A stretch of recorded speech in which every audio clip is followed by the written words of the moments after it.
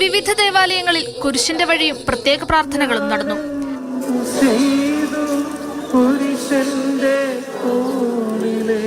ലഹരി മാഫിയ സംഘങ്ങൾക്ക് മുൻപിൽ പതറി നിൽക്കുന്ന ഒരു വലിയ സമൂഹത്തിന് രക്ഷയുടെ അടയാളമായ കുരിശ് പ്രത്യാശ നൽകട്ടെ.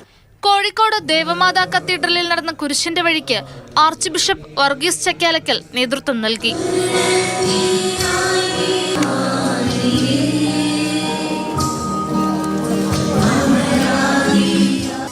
കോലഞ്ചേരി ക്യൂൻ മേരീസ് ദേവാലയത്തിൽ സീറോ മലബാർ സഭ ആർച്ച് ബിഷപ്പ് മാർ റാഫേൽ തട്ടിൽ തിരുക്കർമ്മങ്ങൾക്ക് കാർമ്മികത്വം വഹിച്ചു.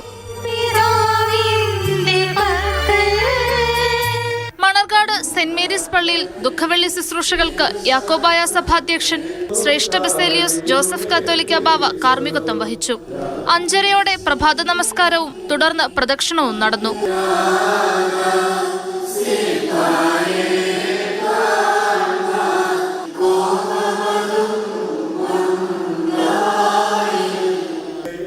വാഴൂർ സെന്റ് പീറ്റേഴ്സ് പള്ളിയിൽ ഓർത്തഡോക്സ് സഭാധ്യക്ഷൻ ബസേലിയോസ് മാർത്തോമ മാത്യൂസ് തൃതീയൻ കാത്തോലിക്ക ബാവ കാർമ്മികത്വം വഹിച്ചു. പ്രഭാത നമസ്കാരത്തിനും പ്രദക്ഷിണത്തിനും ശേഷം ദുഃഖവെള്ളി സന്ദേശം നൽകി.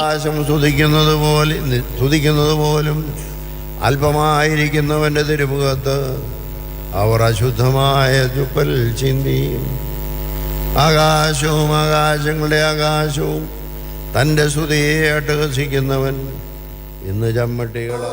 Thiruvananthapuram Palayam saint Joseph metropolitan കത്തീഡ്രലിൽ ആർച്ച് ബിഷപ്പ് ഡോക്ടർ തോമസ് ജെനെറ്റോ മുഖ്യ കാർമ്മികത്വം വഹിച്ചു. ഇന്ന് സമൂഹത്തിൽ വർദ്ധിച്ചു വരുന്ന ആത്മഹത്യകളും രാസലഹരിയും അതിക്രമങ്ങളും എന്തിന്റെ സൂചനകളാണ്? ഡൽഹി സേക്രഡ് ഹാർട്ട് കത്തീഡ്രലിൽ തിരുകർമ്മങ്ങളിൽ പങ്കെടുക്കാൻ നിരവധി വിശ്വാസികളെത്തി.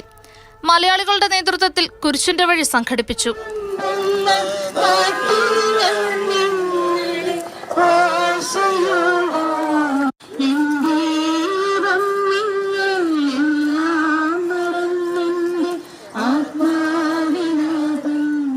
News desk Mathrubhumi news.